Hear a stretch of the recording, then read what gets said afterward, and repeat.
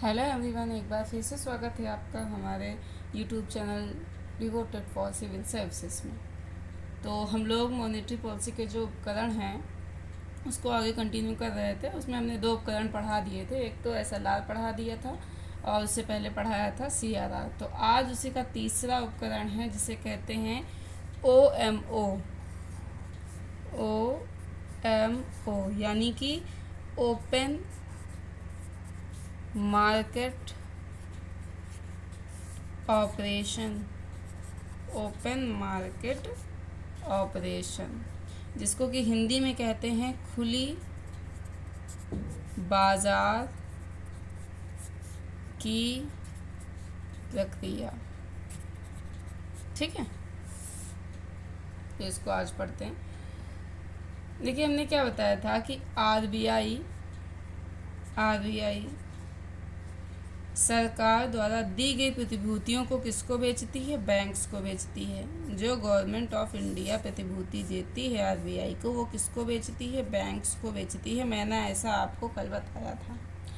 अब आज क्या बताना है कि ये बैंक्स को तो बेचती है, साथ ही साथ जो NBFCs हैं, NBFCs उनको भी बेचती है। क्या NBFCs का फुल फॉर्म यहाँ थोड़ा समझ लीजिए, बाकी इसको आगे डिटेल में बताएंगे। यहाँ पे थोड़ा ये समझ लीजिए, इनको कहते हैं नॉन बैंकिंग फाइनेंशियल कंपनीज, यानी कि गैर बैंकिंग वित्तीय कंपनी।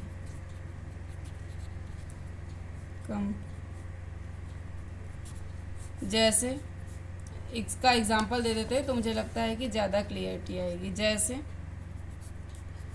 टाटा कैपिटल का नाम सुना होगा आपने, टाटा कैपिटल, या फिर Mahindra and Mahindra finance, Mahindra and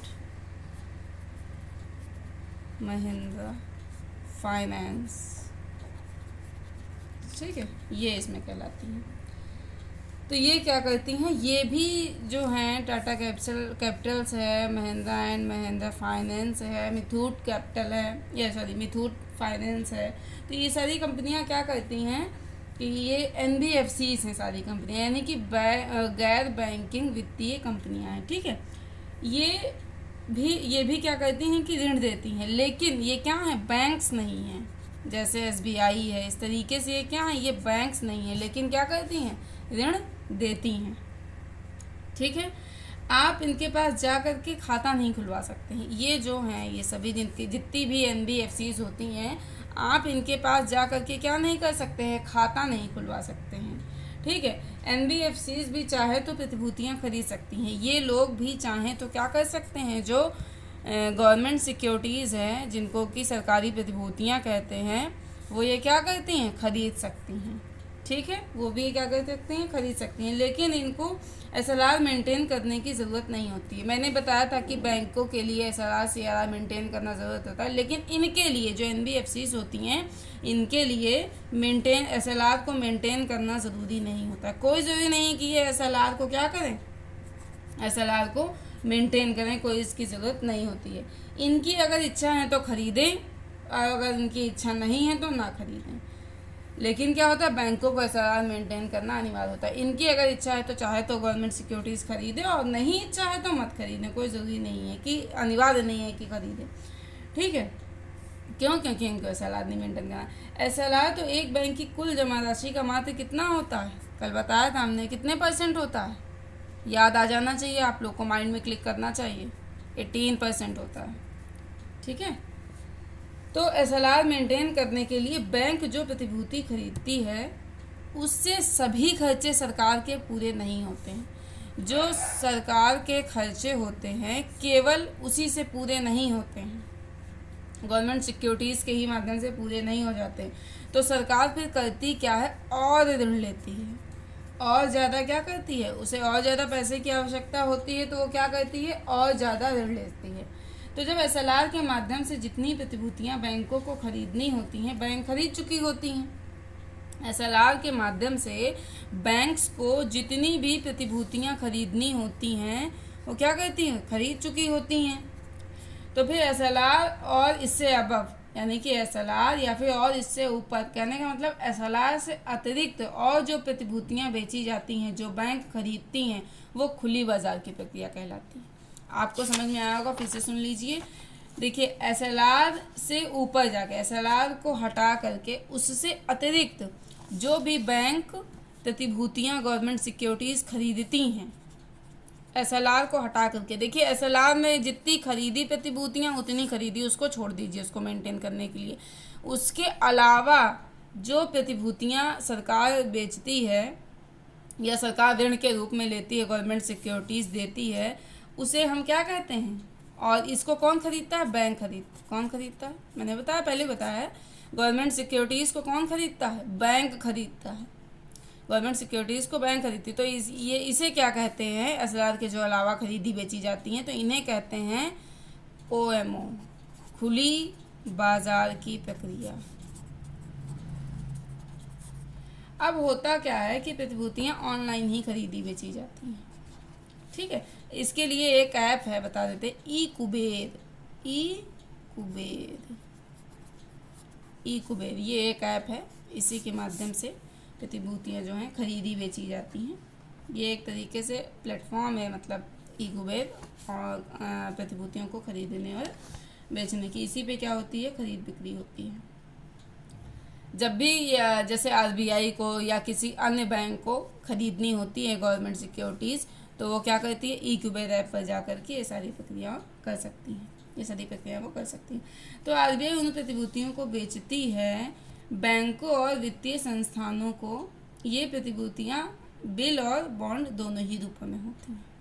मैंने क्या बताया, आरबीआई प्रतिभूतियां बेचती है, किसको बेचती है, बैंक को तो बेचती है, साथ ही एनबीएफसीज को भी बेचती है, ठीक है। और ये जो दोनों प्रतिभूतियां होती हैं क्या कहलाती हैं, मैंने बताया था, बिल और बॉन्ड क्या होते हैं, बिल एंड बॉन्ड, ठीक है। और बैंक तथा वित्तीय संस्थान इन प्रतिभूतियों को खरीदने के लिए मजबूर नहीं होते हैं। एसएलआर की बात अलग है, देखिए, लेकिन इसमें क्या है, जब खुली बाजार की प्रक्रिया है, हमारी ओएमओ है, तो इसमें खरीदने के लिए कोई भी बैंक से एनबीएफसी खरीदने के लिए बाध्य नहीं, उनका मन है तो खरीदे, नहीं मैं तो बिल्कुल ना खरीदे, कोई जरूरत नहीं है खरीदने की, ठीक है। अगर देखिए, अगर एसएलआर के लिए वो ना खरीदे तब तो आरबीआई पेनल्टी भी लगा सकती है। और जो खुली बाजार की प्रक्रिया है तो उसकी मर्जी, खरीदे ना खरीदे, आरबीआई इसमें किसी भी प्रकार की कोई भी पेनल्टी नहीं लगाती है, ठीक है। लेकिन होता क्या है कि ओएमओ के अंतर्गत, यानी कि ओपन मार्केट ऑपरेशन के अंतर्गत, खुली बाजार की प्रक्रिया के अंतर्गत, ओएमओ के अंतर्गत प्रतिभूति खरीदना बैंकों के लिए अनिवार्य नहीं है और न ही वित्तीय संस्थानों के लिए अनिवार्य है। तो होता क्या है कि आरबीआई बाध्य नहीं कर सकती है, बाध्य नहीं कर सकती है, ध्यान लीजिए, बाध्य नहीं कर सकती, ठीक है। तो इसमें होता क्या है कि ओएमओ के अंतर्गत आरबीआई डेली बेसिस पे अनाउंस करती है कि आज हम इतनी इतनी प्रतिभूतियां बेचेंगे, ऐसा अनाउंस करती है। तो जिनको खरीदना है, आरबीआई अनाउंस करती है कि आज हम ये प्रतिभूतियां बेचेंगे, गवर्नमेंट सिक्योरिटीज़ क्या करेंगे, बेचेंगे। तो जिनको खरीदना है वो अपना खरीद लें आके, ऐसा आरबीआई कहती है। डेली बेसिस पे ये काम होता है, जान लीजिए, ठीक है। अब क्या होता है कि प्रतिभूति जो होती है, हमारी प्रतिभूति, वही बैंक खरीदती है जिसके पास पैसा अधिशेष होता है। भाई, जिसके पास पैसा होगा वही बैंक तो प्रतिभूति खरीदेगी, गवर्नमेंट सिक्योरिटीज, वही बैंक तो खरीदेगी। लेकिन एसएलआर के केस में सरकार ये नहीं बोल सकती कि मेरे पास पैसा नहीं है, हम नहीं खरीदेंगे। एसएलआर के केस में मतलब बैंक ये नहीं बोल सकती कि मेरे पास पैसा नहीं है तो हम सरकारी प्रतिभूति नहीं खरीदेंगे, बैंक ध्यान रहे। लेकिन ऐसा नॉर्मली क्या है, आपको ये खरीदो चाहे ना खरीदो, इससे कोई खास फर्क नहीं पड़ता है। जब आरबीआई ज़्यादा से ज़्यादा ऋण लेगी बैंक से सरकार के लिए, आरबीआई क्या करेगी, आरबीआई सरकार के लिए बैंक से ज़्यादा ऋण लेगी, ज़्यादा से ज़्यादा ऋण लेगी। क्यों? क्योंकि सरकार के खर्चे पूरे करने हैं। सरकार के खर्चे केवल एसआरआर में जो सिक्योरिटीज़ बेची गई उनके माध्यम से पूरे नहीं होते, इसीलिए ओएमओ की प्रक्रिया अपनाई गई है, खुली बाजार की प्रक्रिया, जिसके अंतर्गत इकुबेर एक ऐप है। यहाँ पे क्या ऑनलाइन एक प्लेटफॉर्म है, सभी लोग यहाँ पे आते हैं, मतलब जिनको भी खरीदना होता है प्रतिभूतियाँ और वो यहाँ पे खरीदते बेचते हैं। आरबीआई डेली बेसिस पे अनाउंस करती है कि मैं ये प्रतिभूतियाँ आज बेचूंगा, या तो आप लोगों को जिनको खरीदना है आप लोग आ जाइए। तो आरबीआई क्या कहती है, सरकार के लिए बैंकों से ज़्यादा ऋण करती है। तो बैंक के पास भी तो पैसा लिमिटेड है भाई, बैंकों के पास ऐसा तो है नहीं कि बहुत ज़्यादा पैसा, बैंक वैसे भी ज़्यादातर घाटे में ही चलती हैं। तो मार्केट में ब्याज की दर भी बढ़ जाती है। इससे होता क्या है, मार्केट में ब्याज दर भी बढ़ जाती है, ब्याज दर भी बढ़ जाती है।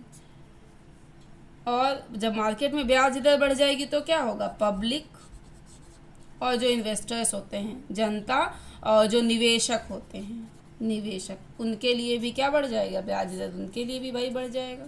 ठीक है। अब अगर मान लीजिए कि आरबीआई को अब अगर मान लीजिए कि आरबीआई को लगता है इन फ्यूचर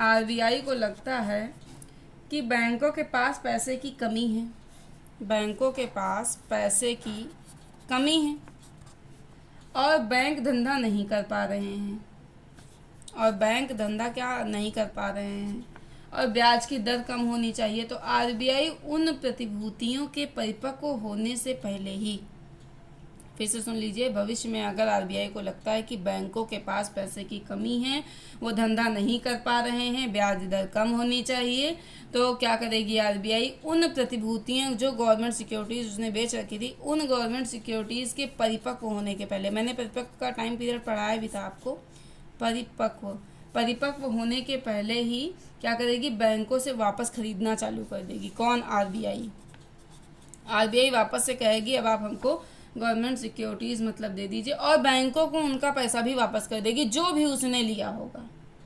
तो मार्केट में क्या होगा, ब्याज दर घटेगी या बढ़ेगी, फिर से सोच लीजिए जो मैं कह रही हूँ। आरबीआई ने जो भी इनको सिक्योरिटीज़ दी होंगी, गवर्नमेंट सिक्योरिटीज़, अब आरबीआई कह रही है कि हो सकता है भविष्य में बैंकों के पास पैसे की कमी हो ही जाती है, नॉर्मली देखा जाता है कमी हो जाती है। तो बैंक क्या कहती है, अपना धंधा नहीं कर पा रही हैं और इसीलिए क्या होनी चाहिए, ब्याज दर भाई कम होना चाहिए। तो फिर आरबीआई उन प्रतिभूतियों के परिपक्व होने से पहले ही बैंकों से कहती हैं कि अब तुम अपनी प्रतिभूतियां हमको वापस कर दो और अपना पैसा ले लो। अब मैंने आपसे क्वेश्चन ये पूछा है, आप ये बताइए, तो मार्केट में ब्याज दर बढ़ेगी या घटेगी? आ जाना चाहिए आपका सही जवाब होगा घटेगी। बात समझ में आ गई?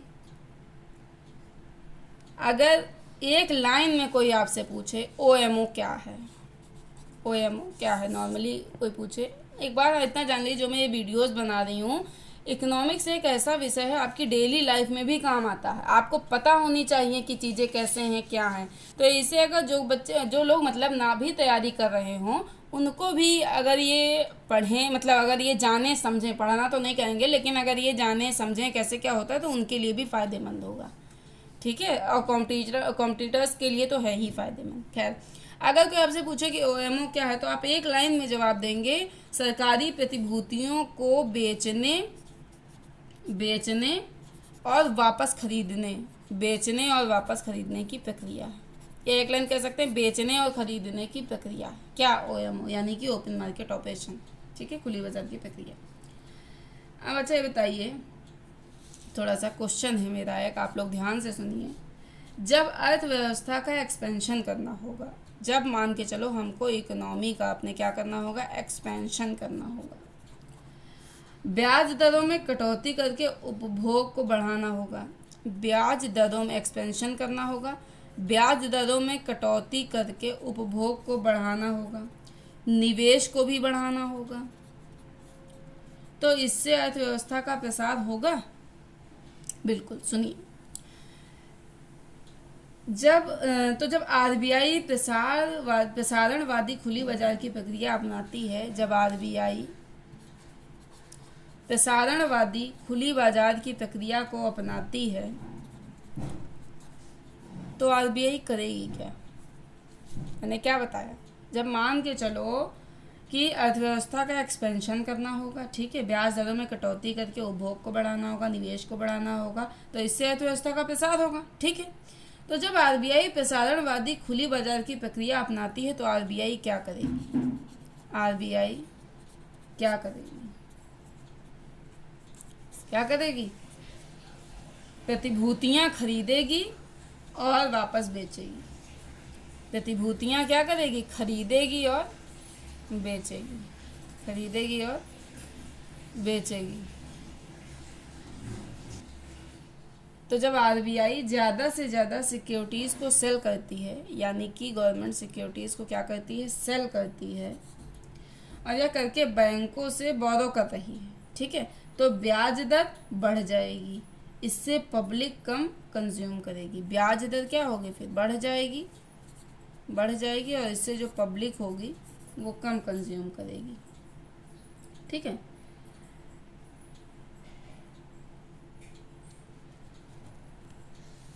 आरबीआई जब प्रतिभूतियों को खरीदती है तो बैंकों के पास क्या होता है?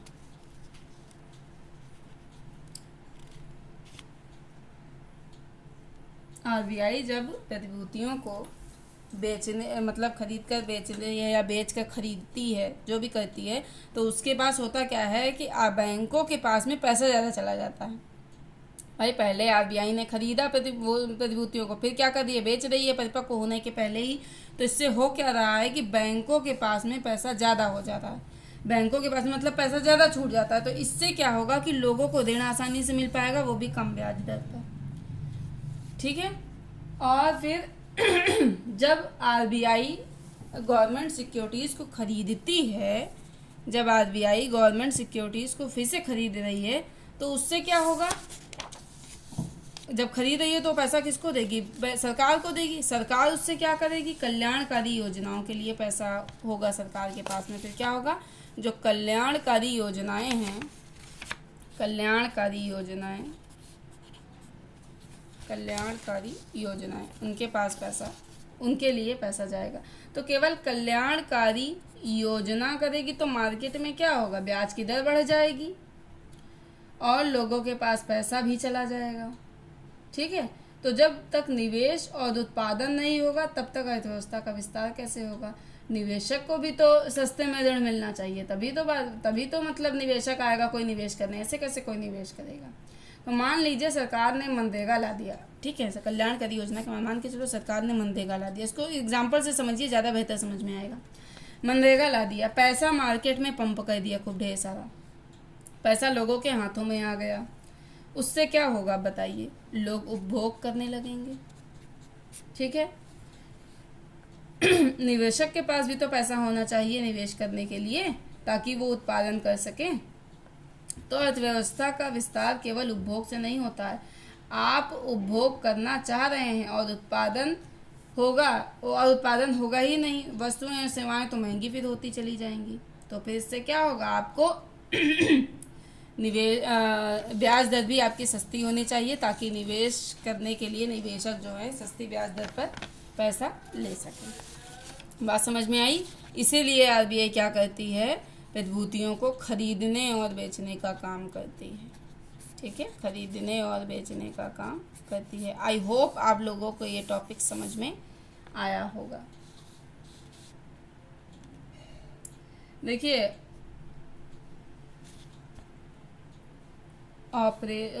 जो ऑपरेशन ट्विस्ट होता है, इसके बाद में एक मिनट रुकिए। ऑपरेशन ये हो गया हमारा, ओएमओ कंप्लीट हो गया। वैसे तो ओएमओ के अंतर्गत दो चीज़ें आती हैं, आपको बता दें। एक तो ऑपरेशन ट्विस्ट आता है और दूसरा मार्केट स्टेबलाइजेशन स्कीम आती है। Market stabilization